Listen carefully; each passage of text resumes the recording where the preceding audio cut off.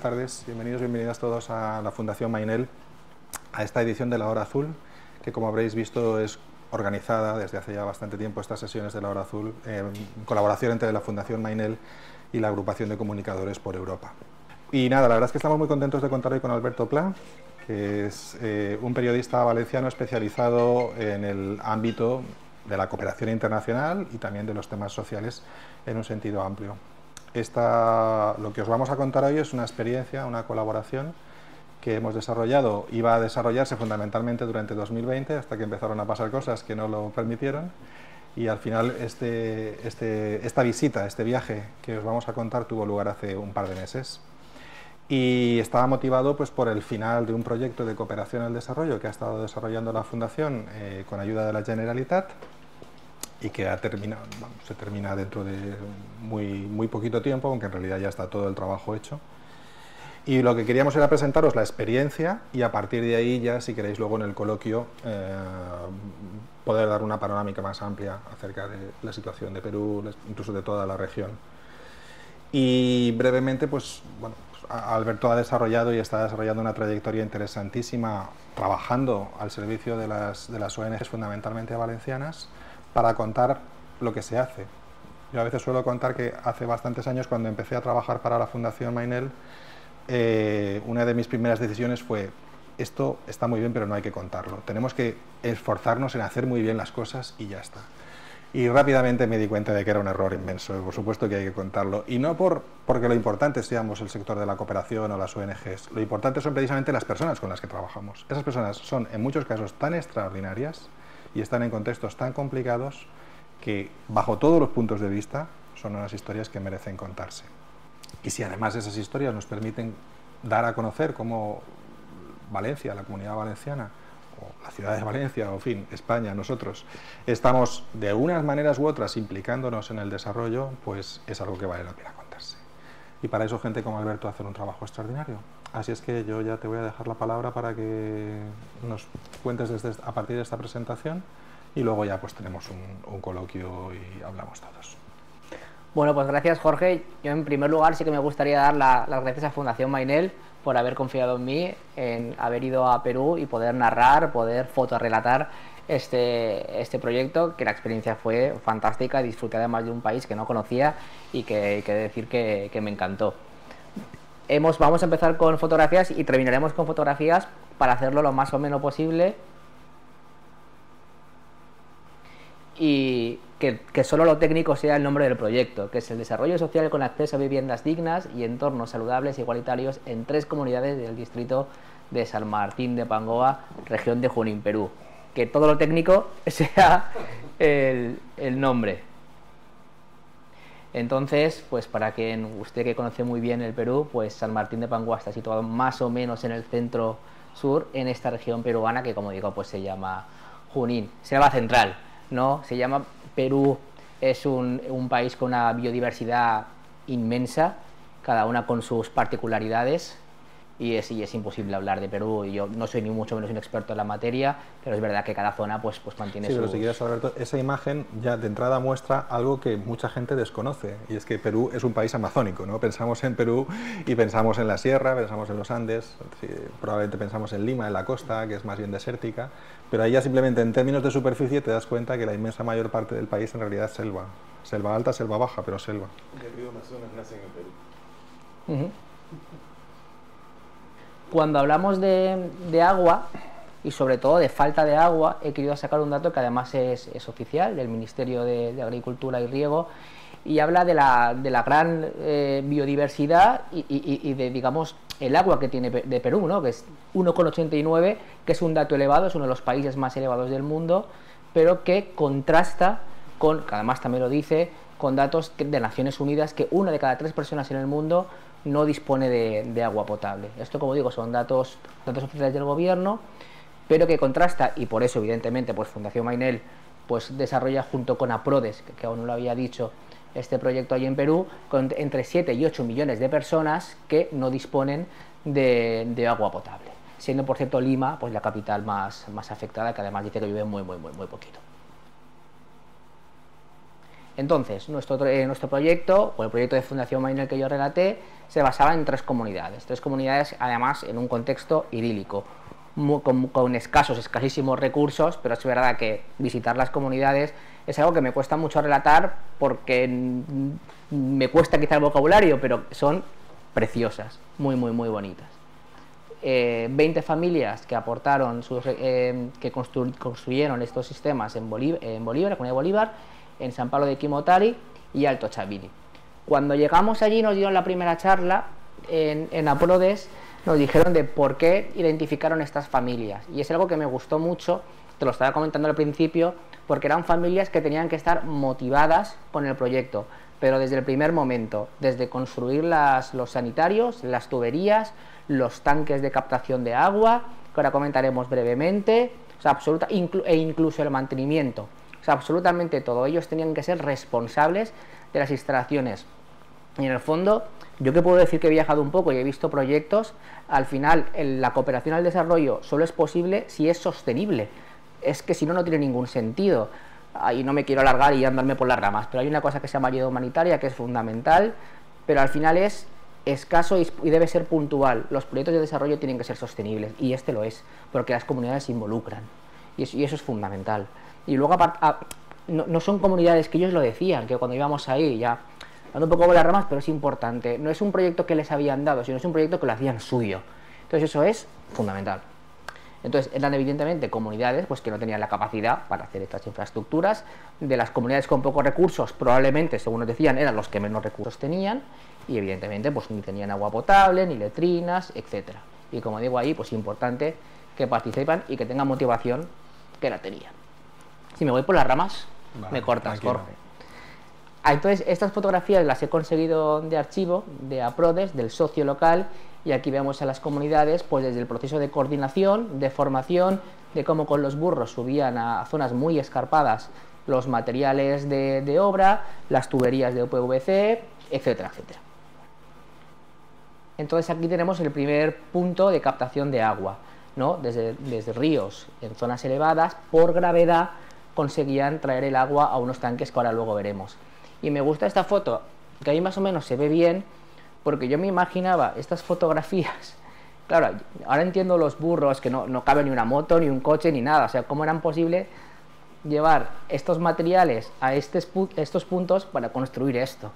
O sea, o están motivados, pues es que es imposible. Y hay que decir, Alberto, en este punto en concreto que tú y yo lo visitamos, pues el camino, o sea, el paseo desde un camino, pues eran 10 minutos, 15 minutos, cuesta arriba, pero en otros casos eran distancias, vamos, de hora y pico de camino. Y claro, hora y pico de camino con todo el material a cuestas, claramente es otra historia. De hecho, creo que el último no lo visitamos porque nos dijeron es muchísimo tiempo e incluso para llegar a más de una vez, típico que te tienen que dar la mano para saltar porque te resbalas, porque tal, o sea, tenía su punto de aventura también el viaje. Y entonces lo que les debió costar, pues construir este tipo de fuentes de captación de agua, ¿no? Como lo llaman. Y aquí pues está Francisco Mueras, que es el que está con la camiseta blanca, que posa alegre con el logo de Mainel, y con los compañeros de la comunidad orgullosos de la construcción y de donde, bueno, pues canalizan en este primer punto el agua. Para mí las fotografías es importante, cuando hago un tipo de reportaje, que aparezcan los protagonistas, ¿no? Al final pues la infraestructura tiene que verse, pero jolín, que luego posen sonrientes, y pues eso es lo más chulo, ¿no? Cuando comentábamos que cuando baja desde ese primer punto de agua hay un primer peaje, que es el rompepresión o desarenador, donde determinadas sustancias pues se canalizan aquí antes de bajar, y además que baje con menos presión, esto es el desarenador, antes que baje el tanque principal, que ya canaliza, como digo, por gravedad, este tanque de almacenamiento a todas las comunidades. El compañero de Aprodes además nos comentaba que tenían que ser ellos los que regularan el pH, los que controlasen, los que mantienen, etcétera, etcétera. O sea, son ellos los que llevan el mantenimiento. ¿Y para qué sirve este agua? Pues principalmente para el consumo, para el cultivo y para el saneamiento. Raquel Roncal, por ejemplo, aquí está en su casa. Raquel es una madre soltera que tiene un nene, 4 o 5 añitos recuerdo, y que estaba construyendo además una casa nueva con ayuda de los padres. Luego comentaremos también que en el proyecto hay un proceso de etiquetado para saber separar los espacios de la casa, etcétera, e incluso pues para saber que aunque el agua llegue limpia, pues hay que hervirla durante 5 minutos. Y aquí pues les pone unos cartelitos donde recuerda un poco pues cómo debe ser usada correctamente el agua. El tema de diferenciar los espacios, por ejemplo, también es una cuestión que uno puede pensar, pues está claro lo que es el dormitorio y lo que es la cocina y dónde van los animales, pero en muchos casos nos contaban que culturalmente era gente que a lo mejor, y por las circunstancias, pues eso no había estado tan claro, ¿no? Entonces, pues el tema del etiquetado, qué era el dormitorio, qué era la cocina, era también como muy... Claro, no me da tiempo de poner tantas fotos, pero en fotos de archivo también se ve que la cocina se junta con el dormitorio, que lo secreto es, oiga, el dormitorio es una cosa, la cocina es otra, porque al final es gente que no tiene el conocimiento, no ha aprendido a saber diferenciarlo y es tan fácil como enseñarles. Entonces, pues eso lo tenían ya, e incluso lo tenían puesto en dormitorio, cocina, bien separado, ¿no? Agua segura, porque es tan fácil como equivocarse, ¿no? Usted cuando hierva el agua, lo pone en este tanque, pone agua segura y así no nos equivocamos. Les habían enseñado incluso en algunos cursos a hacer un zumito y ahí nos estaba preparando un zumito que había hecho la señora ese día, que por cierto estaba bien rico. Con la señora, con la mochila que lleva mi mujer, pero una más indígena. Y aquí está Jorge Vilcapova, que recuerdo que te llamó tocayo en algún momento. Es un verdadero filósofo. Que es un verdadero filósofo, que luego igual Jorge, si se anima, puede contar alguna anécdota del otro Jorge, que era bien divertido. Entonces, el agua para consumo y el agua para el cultivo principalmente en estas comunidades cultivan café y cacao, también algún tipo de cítrico, pero principalmente café y cacao. Y aquí pues este señor está... Os estará llamando la atención el tema de la túnica esta. A ver, son zonas que hasta no hace mucho eran indígenas, ¿vale? Eran con población indígena de distintas etnias. Él se nos presentó como una Xaninka, que es una de las etnias de la zona. Hay que decir, por otra parte, que son sitios en los que en realidad ha habido ya movimientos de población muy grandes y no se puede decir que haya una identidad, en ese punto no se puede decir que haya una identidad indígena muy marcada. De hecho, él casi que sería de las personas que vimos, que fueron bastantes, el único que llevaba una vestimenta tradicional y que se identificaba él y su mujer como indígenas. Sí, de hecho, mi adelanto, si quieres, al final de nuestro viaje, una especie de concurso para motivarles un poco también a mantener la casa más saludable, limpia, etcétera. Y el señor pues apareció con su atuendo y la gente, incluso otros indígenas, también pues les llamaba la atención que fuera tan desarropado, entre comillas, ¿no? Pero bueno, era un señor divertido. La verdad es que una de las anécdotas del viaje. Y aquí se le ve pues contento con su cacao. Y aquí con su mujer. Y aquí en el fondo a la izquierda podéis ver uno de los sanitarios. Luego se ve mejor. Que luego veremos mejor. Otro de los beneficiarios del proyecto, Moisés, que desafortunadamente o tristemente perdió a su padre por COVID-19 y pues bueno, pues las tierritas que tenía pues las dedicaba a cuidarlas, a mantenerlas y a sacar beneficio. Y ahí te dabas cuenta, o sea, al final que no solo dependan de las lluvias, sino que importante es que, por ejemplo, este caso en concreto, Moisés, que ha perdido a su padre, que ahora tiene un agua para poder regar su campo y no depender únicamente de las lluvias. Cacao. Que por cierto, ya lo probé hace tiempo y lo recordé en ese viaje, es súper dulce. Lo arrancas un poquito, lo chupas. El mucílago ese blanco que lleva es dulce, pero curiosamente sí. Eso no es lo que nosotros tomamos como cacao, es la pepita. Es lo de dentro. Sí, que parece como un gusano, ¿no? Es curioso. Sí, pero tiene un aspecto muy peculiar. Pero estaba rico y aquí vimos a Moisés porque nos hizo una demostración de cómo pues, cuidaba de los cultivos. Entonces, consumo, cultivo y los sanitarios que han construido, 100 casetas sanitarias, 100 familias, 50 familias en una comunidad, repito, 30 y 20 en otra, y entonces se caracteriza por este depósito que está en lo alto de hasta 600 litros, una ducha, un váter y un sanitario y una pila. Luego lo veremos, pero algo que creo que casi lo más importante o de lo más importante de los sanitarios es que tenga una puerta. Porque es que mucha gente o iba al campo o iba... Entonces ya solo darle dignidad a las familias para que tenga un espacio de recogimiento para hacer sus cosas, pues que casi que es lo más importante, independientemente de que se puedan lavar con agua limpia y con jabón, por supuesto. Entonces, este usuario de esta caseta sanitaria... Yo creo que lo había customizado, se lo había customizado un poquito. Sí, se lo había customizado con ese techito, no es lo normal, pero bueno, pues lo había hecho un poquito más apañado. Y esto es en origen del proyecto, pues cuando trajeron que la rescata también de archivo, que tampoco sería fácil haber traído a cada comunidad, No. todos los bidones, todos Los depósitos. los depósitos.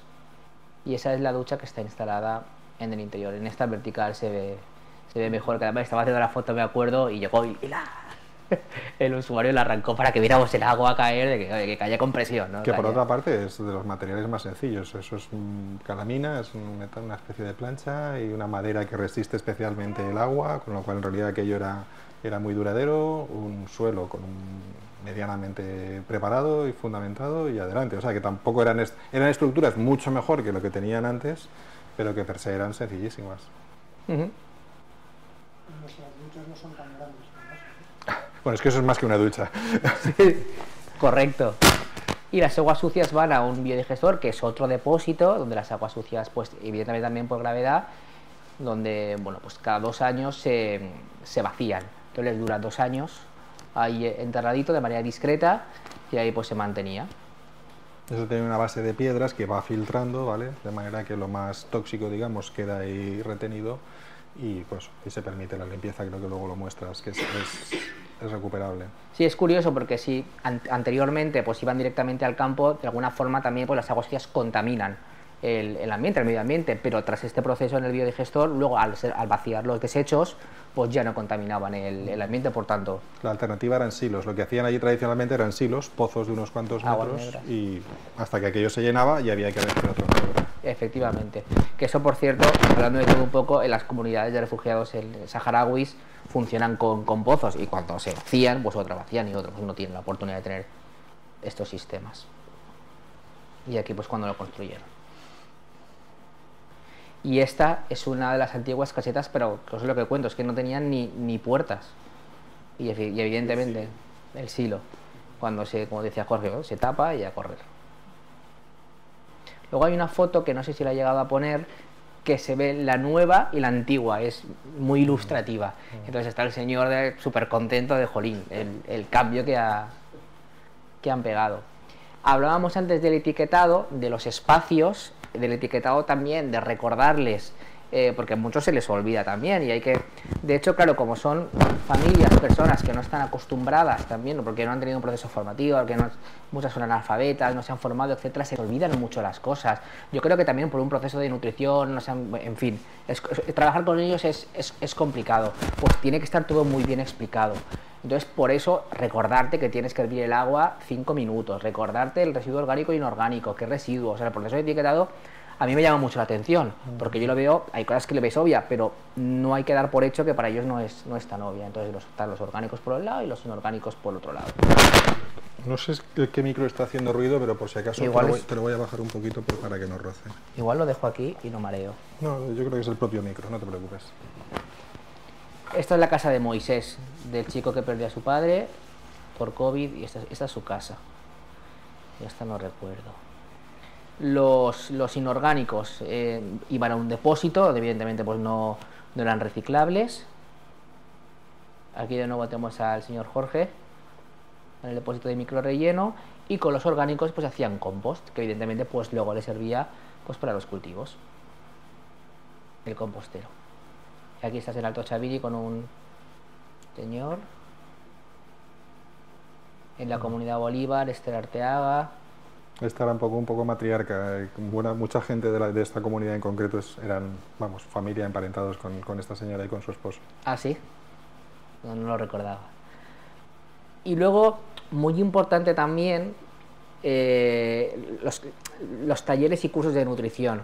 O sea, además del proyecto de dotar a estas familias, a estas comunidades de agua potable, de agua limpia para el cultivo, consumo y para el lavado personal, saber que podían cultivar algo más de lo que ya de por sí cultivaban, porque claro, detectaban en las comunidades que muchos niños, que muchas niñas sufrían de desnutrición, y lo que es peor, desnutrición crónica. Sabéis que hasta los 5 años la nutrición en un bebé es fundamental, pero claro, no se han nutrido pues con los, qué sé yo, carbohidratos, proteínas, vitaminas necesarias. Entonces, oiga, nos explicaban, claro, es que hay muchas familias pues que no tenían pollos, gallinas, no podían sacar las proteínas. Oiga, pues usted puede saber que con determinadas legumbres, plantando otra serie de cosas, pues puede conseguir los nutrientes adecuados, y le explicaban qué alimentos podían consumir para que la nutrición de sus niños sea lo más adecuada posible. Creo que contaban que un elemento fundamental en la alimentación tradicional es la yuca, ¿vale? Que te quita el hambre y que te llena y etcétera, pero que en realidad en términos de nutrición es bastante pobre. Y entonces, pues, fantástico la yuca, pero no nos limitemos. Hay más cosas que la yuca. Y entonces, esto es interesante porque iban a las propias casas a hacer, o sea, no iban los beneficiarios, las familias a prodes, no, se desplazaban con esas motos que tenían todoterreno, de trailer, como se llamen, y por esos toreros llegaban a las casas, sacaban los carteles, los pegaban y les daban. Y además, Judith, esta chica que decía que lo que más le gustaba, por cierto, era el contacto con las familias y enseñarles, era, o sea, comentaba lo complicado que era y lo que había que repetir las cosas, por lo que he dicho al principio, ¿no? Pero bueno, en esta tarea pues mejoraba evidentemente la nutrición de las familias de estas 3 comunidades. Y aparte hacían un seguimiento, les medía, les pesaban cada X tiempo y llevaban un seguimiento de ellos para que evidentemente se estuviera cumpliendo. Y era curioso cómo les pesaban, ¿no? Que es un peso que llevaban ellos y les ponían esta... Una romana. Las viviendas están muy separadas entre sí. Sí, es poblamiento disperso. Quizás, bueno, había de todo, éramos 100, 200 metros, no son vecinos en el sentido que podemos imaginar aquí. Sí, ligeramente. Esta es la mejor foto que pude, claro, porque imagínate que eres niño y te meten ahí, o sea, no te gusta. Entonces, si intentas sacarlo sin llorar, verá muy difícil. Vamos, a Mateo le meten ahí y lloraría seguro. Entonces era la manera que tenían, pues un poco rudimentaria, pero eficaz, al final, pues para medir y para pesar. Ahí tenemos el peso y otra niña que se resistía a ser medida. Algunos de los niños que estuvimos viendo efectivamente luego nos comentaron que tenían algún problema de desnutrición y bueno, estaban ahí intentando compensar. Exacto. Que luego pues la falta de atención, la falta de memoria, o sea, sobra decir lo importante que es pues estos programas para que los niños se nutran bien. Tenían la tabla que se basa en la tabla de la OMS y con esto pues hacían el seguimiento de los niños. Luego además, y por último para terminar, iban a la escuelita que tenían las comunidades donde se formaban a los chicos y me llamó mucho la atención que la tabla pesaba 1,5 quintales y como Judith la levantaba, porque además son mujeres que están empoderadas, o sea, mujeres valientes. Y hacían este seguimiento en las escuelitas, no solo en las casas, sino todo lo que podían, pues acudían al centro, a todos los niños del centro, a hacerles pues eso, el seguimiento, como digo, ¿no? He de decir que en el cole se portaban mejor. Igual porque como les cortaban la clase de matemáticas o de lengua, pues estaban como más contentos. Pero es verdad que en el cole estaba más... Esa escuela daba servicio a todas esas comunidades de la zona y los tenían, vamos, eran niños, estaban agrupados por 2 años, de 2 años en 2 años, ¿no? No llegaban a ser aulas unitarias. Más tranquilos. Y ya está. Es un poco en resumen. Muy bien, pues no hemos comentado, pero en fin, es evidente, las fotografías que hemos estado viendo son parte de un reportaje muy amplio que hizo Alberto, y el mérito documental y el mérito estético es suyo, claramente, y de hecho lo vamos a estar presentando dentro de muy poco a algunos medios de comunicación con la esperanza de que alguno de ellos lo recoja de manera digital, en papel, en ambas maneras. Porque en fin, la historia humana es interesante, pero también la historia, y es un poquito lo que si queréis podríamos ya empezar a conversar ahora, un poquito, bueno, pues cuál es la importancia de la implicación o la imbricación entre lo medioambiental y el desarrollo humano. Comentábamos allí de broma también Alberto y yo que habíamos hecho un máster en agroforestería, porque nuestro socio APRODES, ellos son fundamentalmente ingenieros agrícolas y forestales. ¿Vale? Entonces nos explicaban ahí con bastante extensión la importancia de la conservación de los suelos, la importancia de la conservación del bosque primigenio, pero que eso no va contra el desarrollo de las comunidades locales, sino que se puede hacer compatible. Se puede juntar la conservación forestal con una explotación que no es agrícola estrictamente, sino agroforestal. Entonces nos estuvieron diciendo pues el tema de las alturas, árboles de distintas alturas generan una serie de sombra y de facilidad que permiten que precisamente las plantas de café y de cacao se desarrollen mejor. Pero sobre todo la vegetación, en lo que juega un papel importantísimo es en la conservación del agua, de que justamente el agua, de que siga habiendo agua. Uno pensaría, bueno, en un sitio así siempre va a haber agua, pues no. Si deforestas, y allí se deforesta mucho, las consecuencias sobre el nivel freático y sobre la disponibilidad de agua son inmediatas, con lo cual afecta a esas comunidades y no solamente a los de ese punto, sino ya a todos los que viven en los estratos inferiores. Ahí estábamos, yo creo, nos movimos, pero estábamos entre 1000 y 1500 metros de altura, todavía estábamos un poquito altos, es lo que allí llaman selva alta. Pero era como muy evidente, muy difícil de ocultar, como los efectos tremendos y negativos que tiene la deforestación, en términos estrictamente medioambientales, pero también en términos de desarrollo humano, de vida para estas familias. Y en ese sentido también pienso que algo muy bonito del proyecto es esa implicación tan directa entre lo medioambiental y lo humano. Que uno podría pensar, bueno, pues aquí el recurso natural está y siempre va a estar. ¿Qué va? El recurso natural, de hecho, es muy frágil. Luego puede recuperarse con relativamente poco esfuerzo, pero cómo se rompen las cadenas de alimentación y de vida, tanto animal como humana, entraba por los ojos, ¿no? Lo fácil que era. Recuerdo que nos enseñaban laderas, estábamos viendo un sitio y ahí veías enfrente una ladera donde se había deforestado claramente para hacer cultivos, además. Me estaba acordando de eso, de la panorámica de las laderas con calvas que utilizaban para cultivar, pero claro, el hecho de quemar los terrenos lo que hacían es que las tierras no fueran fértiles. Entonces luego había que plantar determinadas plantas para que al podarlas las hojas cayeran y volvieran a tener minerales en la tierra, que volviera a hacer fértil la tierra. Pero claro, todo ese proceso que comentas de agroforestería, si se hace adecuadamente, la tierra es fértil, pero si no, enseguida lo quemas 3, 4, 5 veces y nos comentaban que ya no había que volver a quemar otra zona, y con el problema de pues terminar finalmente quemándolo todo, claro. Y no es lo que uno podría pensar, no, pues son las grandes empresas madereras que tal y cual, no. En ese punto en concreto, la gente que estaba deforestando, que estaba quemando, era gente muy humilde, gente que estaba haciendo aquello literalmente para tener algo de cultivos con los que alimentarse, pero que por falta de preparación, de formación, por puro desconocimiento, ahí perpetuaban patrones, digamos, ancestrales de actuación, que en ese caso en concreto, pues la verdad es que son muy dañinos y muy destructivos. Y entonces, claro, eso influía en que los puntos de toma de agua rápidamente se notaba cuando algo había, pues eso, que unos cuantos cientos de metros más arriba alguien había deforestado y de repente el agua no es que dejaba de fluir, pero fluía mucho menos. Así es. No sé si hay alguna pregunta o comentario o duda que os gustaría hacer aquí. ¿De esos productos? Por el streaming.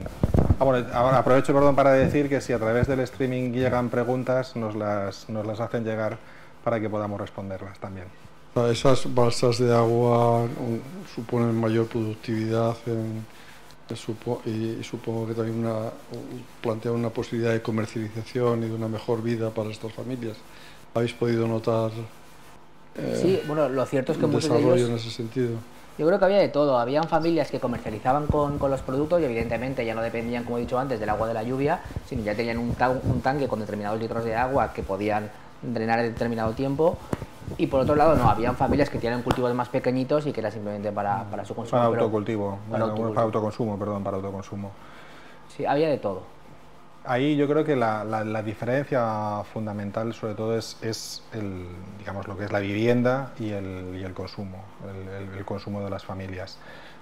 Por supuesto, era agua que también se podía aplicar al consumo. Pero ahí también es el tema del régimen de lluvias a lo largo del año. De hecho, nosotros íbamos preparados para que nos lloviese día y noche, porque nos habían dicho esto era finales de marzo, principios de abril, y nos habían dicho lo normal será que os llueva intensamente, ¿no? Y la verdad es que, bueno, para nosotros mucho mejor. Nos pudimos ahorrar eso y apenas llovió los días que estuvimos allí. Pero bueno, hay momentos del año que son mucho más secos y entonces evidentemente ahí para el riego sí que este tipo de recurso es fundamental. Y hay comunidades además que si llueve, usted lo sabrá, el coche no llega, o sea, es casi imposible llegar. Bueno, si no llueve se llega, pero si llueve es muy complicado. Sí. Pero en fin, también, bueno. Gracias. En primer lugar, bueno, agradecer iniciativas como estas, ¿no?, que tiene la Fundación Mainel, ¿no?, que finalmente, y que es lo más importante, es que ayudan a las personas, ¿no? Lo vemos en las fotos.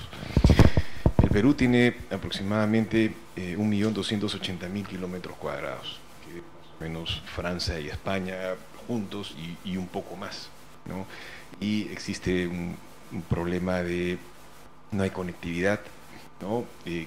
Como bien lo has señalado, y la zona de la selva que ustedes han indicado efectivamente es la zona de la selva alta o rupa rupa en idioma local, y de ahí viene lo que conocemos como Amazonas, que es el llano, que es la selva baja, o Magua creo que es, si mal no recuerdo, pero es definitivamente una zona donde hemos visto, bueno, una escuela ahí, pero con los escasos recursos que tiene el Estado, no muchas veces no se llega como se quiere llegar, y por esto destaco, ¿no?, esta labor fundamental que hacen, ¿no?, ONGs y como entidades como Fundación Mainel para ayudar a las personas. En estas zonas no se llega, los niños tienen que caminar horas muchas veces para poder llegar a la escuela, ¿no? El agua abunda, como bien dicen, pero no es agua potable, y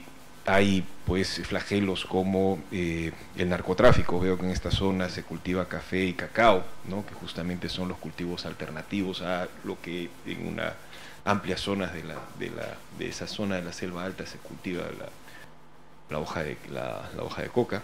Sí, y también tenemos la tala ilegal, ¿no?, y la minería ilegal, si bien están localizadas en otras zonas, ¿no?, pero son estos flagelos que nos dan, y que con un trabajo coordinado, ¿no?, con las ONGs locales y con el apoyo de países como España y específicamente la Comunidad Valenciana a través de fundaciones como la Fundación Mainel, creo que hacen un trabajo extraordinario para poder ayudar a estas personas que necesitan mucho, y lo que ustedes, lo único que quieren recibir a cambio, aparte de esa ayuda, son justamente lo que tiene esta foto, ¿no?, que es la sonrisa de esa niña que está ahí, ¿no?, y que plasma, ¿no?, lo que ustedes con su labor, ¿no?,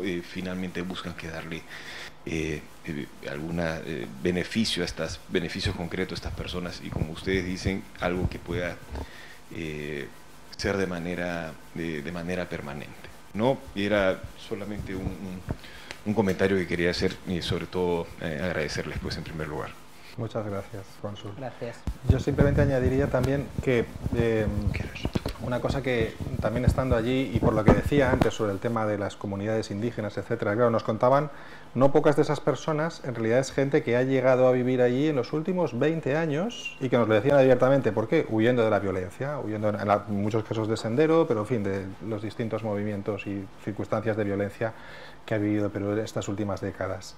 Y que, pues eso, muchos venían de la sierra, de Ayacucho, y de sitios incluso algunos de ellos muy lejanos, y que, bueno, habían sido acogidos en las comunidades de esta zona de la selva central, que también a su vez en algunos casos ha tenido su propia inestabilidad, ¿no? Aunque, bueno, luego también podríamos hablar un poquito de la situación, porque fuimos testigos esa semana en Perú, yo 2 semanas, Alberto una, de unos momentos complicados a nivel político, de mucha inestabilidad y de muchas huelgas. Pero lo que quería decir ahora es eso, que también es un microcosmos. Lo que quería decir es que hasta cierto punto refleja la complejidad de la realidad peruana actual, ¿no? Y aun siendo el país enormemente diverso y enormemente diferente en sus distintas, digamos, ubicaciones, pienso que, bueno, transmite una imagen alternativa. Quizás no son las cosas en las que uno pensaría habitualmente cuando le hablan del Perú,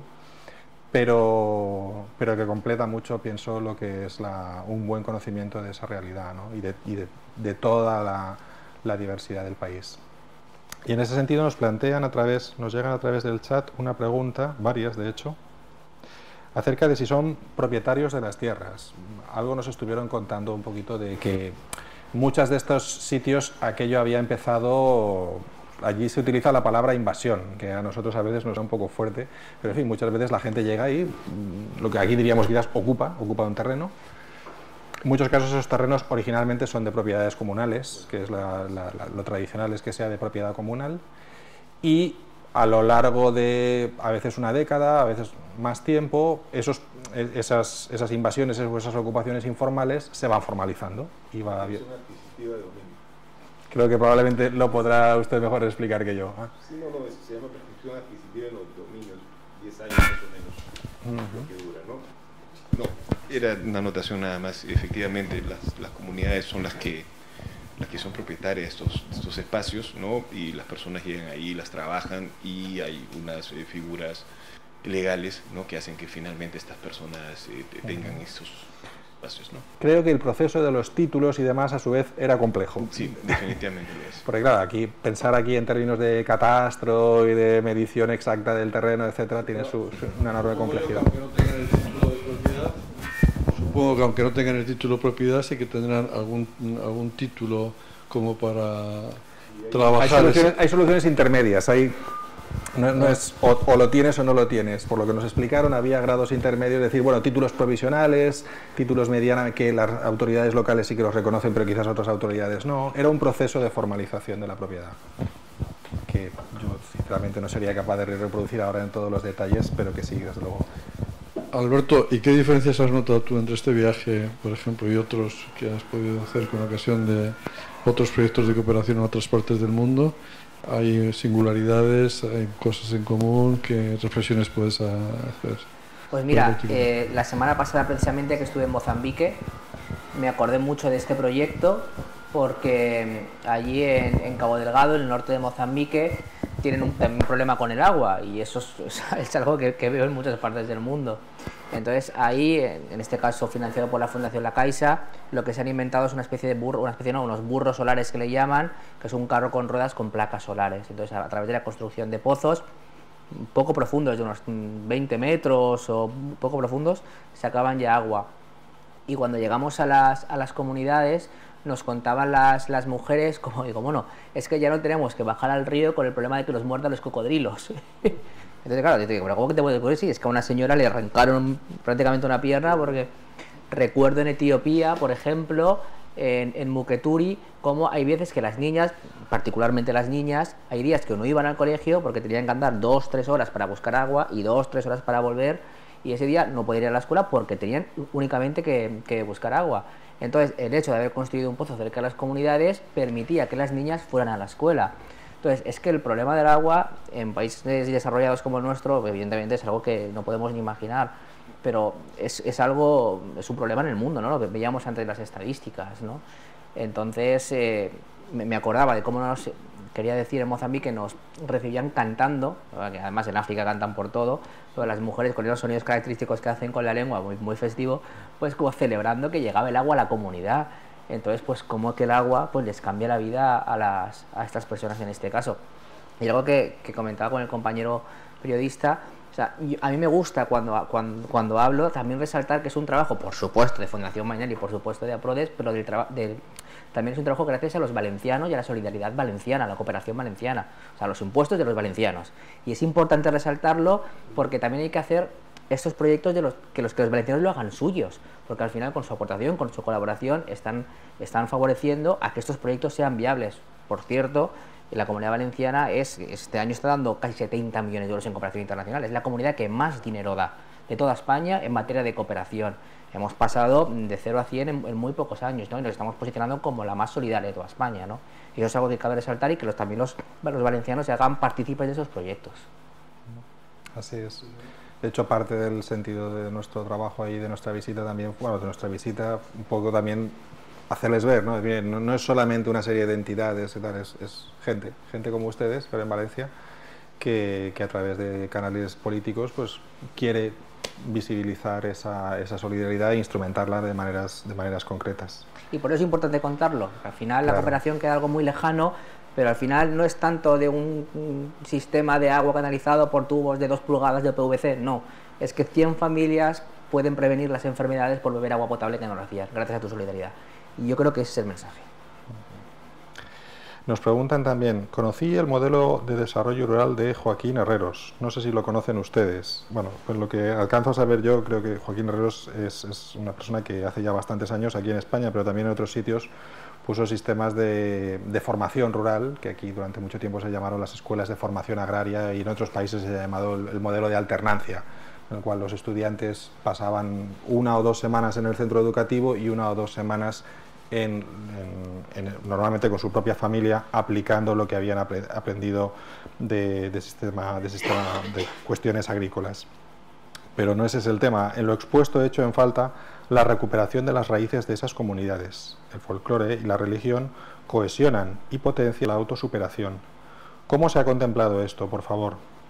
Bueno, yo sobre esto, quizás ahora Alberto puedes apuntar tú también, creo, y de hecho antes lo he dicho, hasta cierto punto eran comunidades en las cuales el sentido identitario era escaso. ¿Por qué? Pues porque algunos podían decir, somos de aquí de toda la vida, pero para muchos, como he citado antes, era gente que había llegado, en realidad podían llevar en la zona 10, 15, 20 años, y que su prioridad en muchos casos era dejar atrás el conflicto, dejar atrás la violencia y empezar de cero. Con lo cual, en ese sentido, creo que para muchos, por supuesto que tendrían sus identidades originarias y demás, pero quizás el tema identitario no sé hasta qué punto era tan importante para ellos. Y en términos de folclore, la verdad es que o no preguntamos o no tampoco hubo especial... No sabría qué decir, la verdad. No. Evidentemente, llegando hasta allí, estuvimos en sitios como en Naranjal, en San Ramón, en poblaciones un poquito más grandes donde sí que podías hasta cierto punto tener una presencia o una noción cultural por monumentos, por arquitectura, a veces lógicamente las propias personas en la calle. Pero no, sinceramente no, en las comunidades que estuvimos visitando. Quizás sería un reto bonito también para la Fundación en un futuro plantear actividades de tipo cultural, pero me parece que en este contexto, digamos, las prioridades estaban en el... Tampoco hubo tiempo, ¿eh? No, efectivamente. Mucho más tiempo. Fueron unos días que hubo que aprovechar muy bien, y el protagonismo lo tenían los proyectos ya les decimos, de tipo salubridad y demás. Sí, una pequeña anotación nada más. En esas regiones, como muchas partes de la sierra del Perú y en la selva, todo se pasa a través de la tradición oral, ¿no? Y la etnia Xáninga es una de las más importantes de la Amazonía peruana, y tiene su propio dialecto, ¿no? Y hay, incluso en Google hay traductor de Xáninga, sí. Y hay... es una comunidad muy grande y que guarda muy bien sus tradiciones, ¿no? Sí, no, vamos, Jorge era un ejemplo, claramente. Él tenía allí a gala llevar la vestimenta tradicional, y alguna cosa nos llegó a decir y demás. Y bueno, lo comentábamos antes, el tema de decir, él, digamos que, me acuerdo, es que visitándolo nos chocó como normalmente otras familias en las que visitamos, enseguida la casa, el aseo, etcétera, etcétera. Y él estuvo primero como 5 minutos enseñándonos las plantas.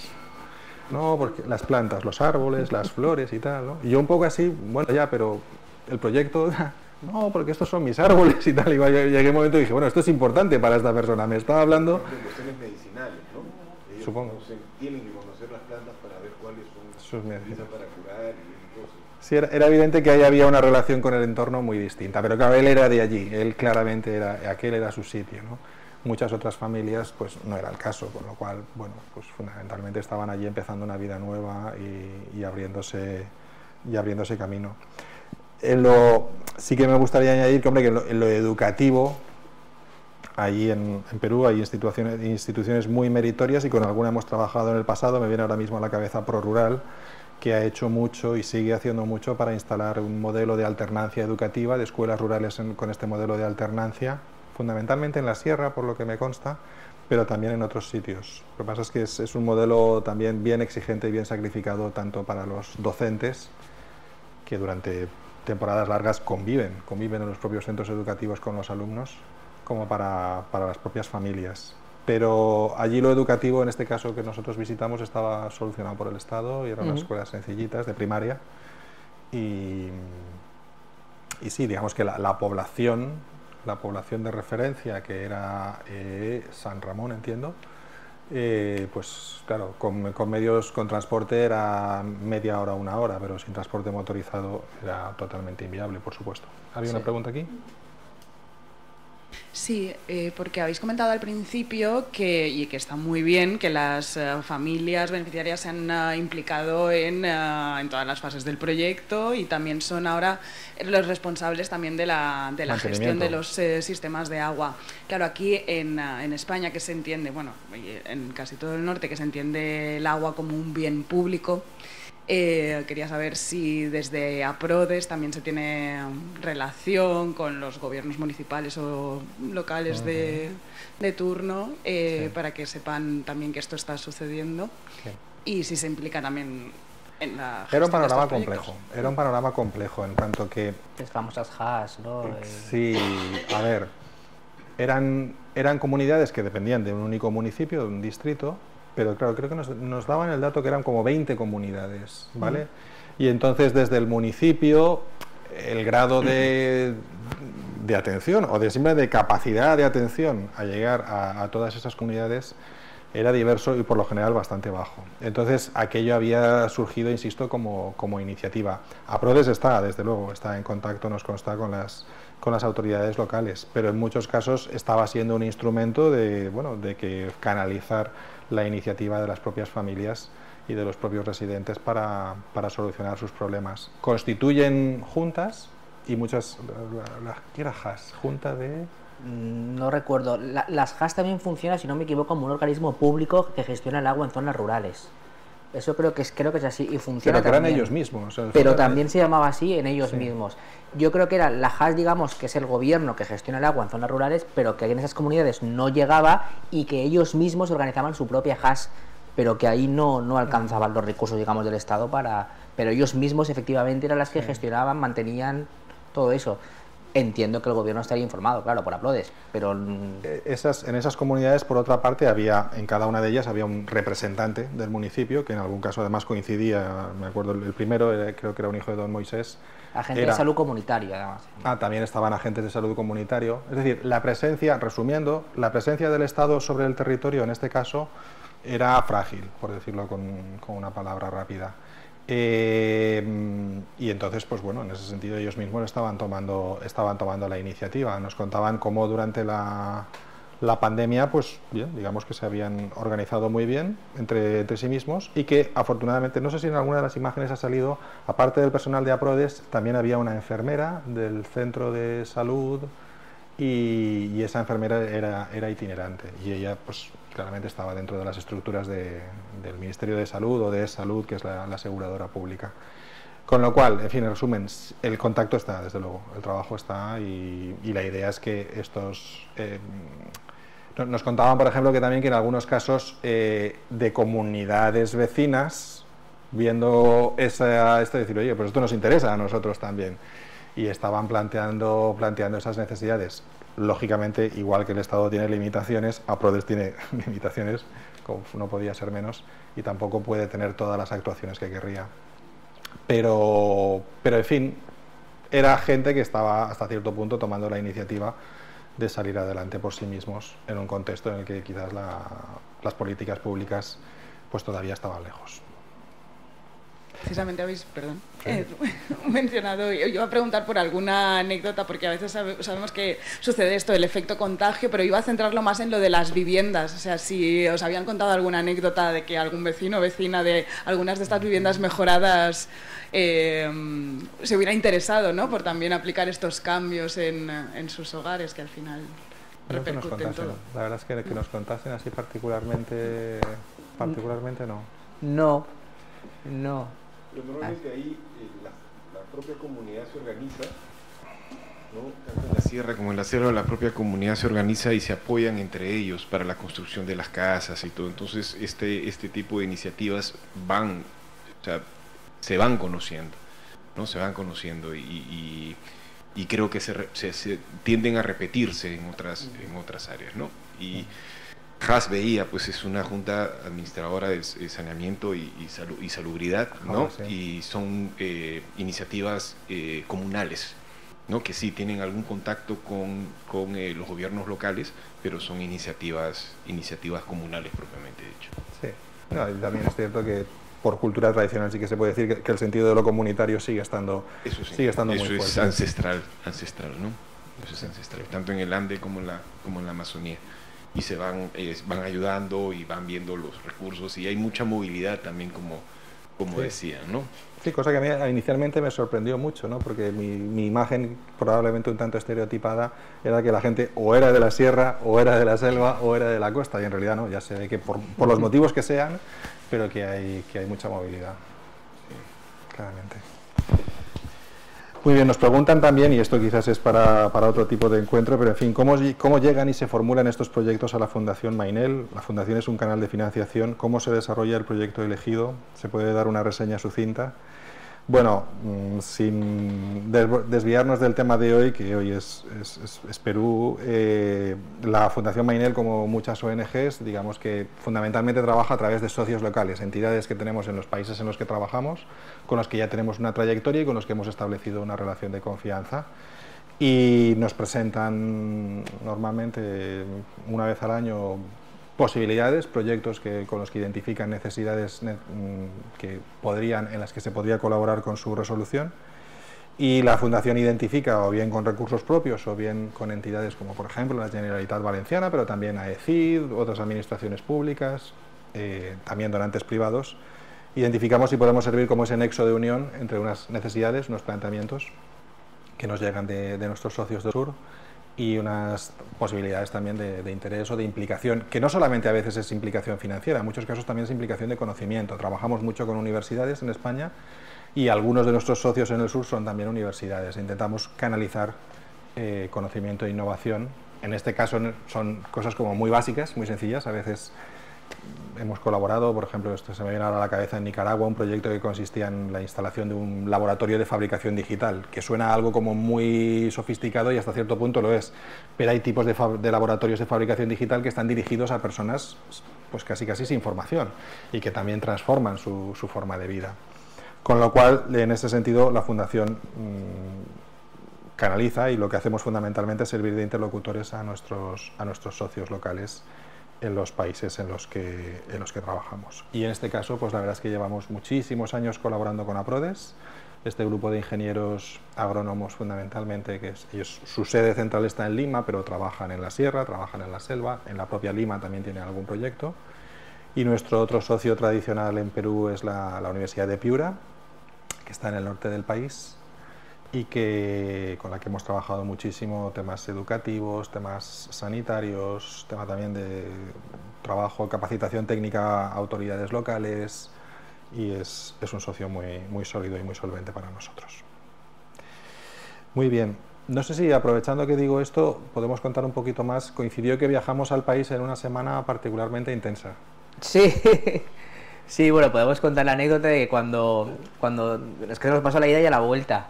Cuando fuimos viendo el paisaje, que es verdad que además Lima es como súper seco, ¿no? Cuando sales es como un desierto. Luego, conforme vas avanzando, ¿no?, y adentrándote más todavía no en la selva, pero cuando vas de camino, el paisaje cambia completamente, o sea, es una aventura. Bueno, pues en mitad de la aventura, un piquete nos corta la carretera y nos pincha, no una, sino dos ruedas del coche. Claro, cuando te pincha una rueda puedes cambiar, pero cuando te pinchan dos, no hay dos ruedas de recambio. Coincidió que aquellos días, y a veces, y también es muy interesante porque ves la globalidad de los fenómenos. Aquellos transportistas, porque eran transportistas, colectiveros los llaman allí, eran conductores de vehículos que hacen esa ruta precisamente, Lima, cruzar los Andes y luego ya te dejaban en Junín. Estaban protestando por lo mismo, exactamente lo mismo que estaban protestando los transportistas españoles en esas mismas fechas, el alto precio del combustible y demás, ¿no? Y entonces, pues, claro, era una sensación muy rara de decir, bueno, estamos en casa en la otra punta del mundo y los problemas son comunes. Sí. No puedo decir que tuviéramos sensación real de peligro en ningún momento, no era una violencia. Pero bueno, lo cierto es que vimos abundantes carreteras cortadas y vino a coincidir esa semana nuestra, y tanto a la ida a la selva como a la vuelta tuvimos algún que otro incidente de este tipo. Sí, a la vuelta nos quedamos en Tarma 3 o 4 días bloqueados, o sea, bloqueados, creo que eran Tarma, ¿no? Me parece. Sí, Tarma. y de hecho llegamos a comentar en cambiar el vuelo porque es que no... Parecía que era imposible llegar a Lima en Parecía esas que era circunstancias. Sí, en parte es comprensible al final, creo que era la subida de fertilizantes, la subida de todo se combustible, la inflación más alta en un mes en los últimos años, en fin, al final pues relativamente comprensible el enfado, pero que evidentemente no cambia como esas similitudes, pues con nuestro país al final pues un poco pues pasaba cosas similares, ¿no? Sí. Sí. Lo cual de todas maneras conecta pues con una realidad política peruana de estos últimos años quizás bastante agitada, y la verdad es que sí que es cierto que luego tú ya te pudiste volver, pero yo estuve un poquito más de tiempo en Lima y medio bloqueado, ¿no? Manifestaciones, también hubo un día que se cortó, vamos, que la ciudad quedó confinada y no por motivos sanitarios, pero que bueno, que insisto, que los retos son comunes y se afrontan de maneras distintas en unos sitios o en otros, pero la verdad es que fue, desde ese punto de vista, los viajes a terreno que solemos tener rara vez tienen tantas emociones como esta. Alberto tenía muy buenos motivos para volver a casa entero. Sí, porque además mi hijo nació en una semana, entonces mi mujer, que estará durmiendo el niño, no me hubiera perdonado no haber vuelto. Puntualmente. Puntualmente, sí. Y aprovecho para decir y para terminar que si el mundo está globalizado, por eso es más importante la cooperación internacional. Claro. Porque al final, si no haya con Perú, si no haya con Etiopía, al final de alguna manera nos afecta. Entonces, por eso los programas de desarrollo son importantes y no quedan alejados de Valencia, en este caso que estamos aquí, no quedan tan alejados. Claro, la globalización, pensamos muchas veces en ella en términos económicos, empresariales, comerciales, pero por supuesto la globalización también es la globalización de la solidaridad. Y si podemos y debemos hacernos corresponsables unos de otros, pues también todas estas realidades, aunque estén lejos, nos tocan de cerca. Y es un poquito parte de lo que intentamos. Aprovechando la ocasión para hacer una breve anotación, ya que estás hablando que en verdad no me sorprende para nada que la comunidad valenciana esté en primer lugar en términos de cooperación, porque soy un testigo directo de la solidaridad del pueblo valenciano, ¿no? Con, en este caso, la comunidad peruana, ¿no? Y en general con los extranjeros durante la pandemia, ¿no? Yo no me canso de agradecer en primer lugar al pueblo valenciano y a sus comunidades, a sus autoridades locales, sobre todo a los servicios sociales, a la policía, porque ahí donde nosotros no podíamos llegar estaban ellos ayudándonos, dándonos una mano.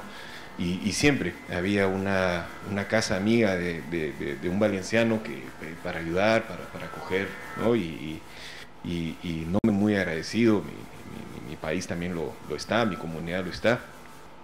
Y después, bueno, pues tampoco me sorprendió que en la lamentable pues guerra en Ucrania haya sido pues la comunidad valenciana también y su gente la que se movió para dar estas muestras pues de solidaridad y apoyo, no solamente allá, sino también acogiendo a muchas familias, ¿no? Era eso básicamente, agradecer. Pues le agradecemos muchísimo al cónsul de Perú aquí en Valencia, don José Antonio Torrico, su presencia y sus palabras tan amables para con nosotros. Pues nada, yo creo que si os parece lo podemos dejar estar. Alberto, muchísimas gracias, enhorabuena por el trabajo. A vosotros. Lo siguiente ya es estar en los medios.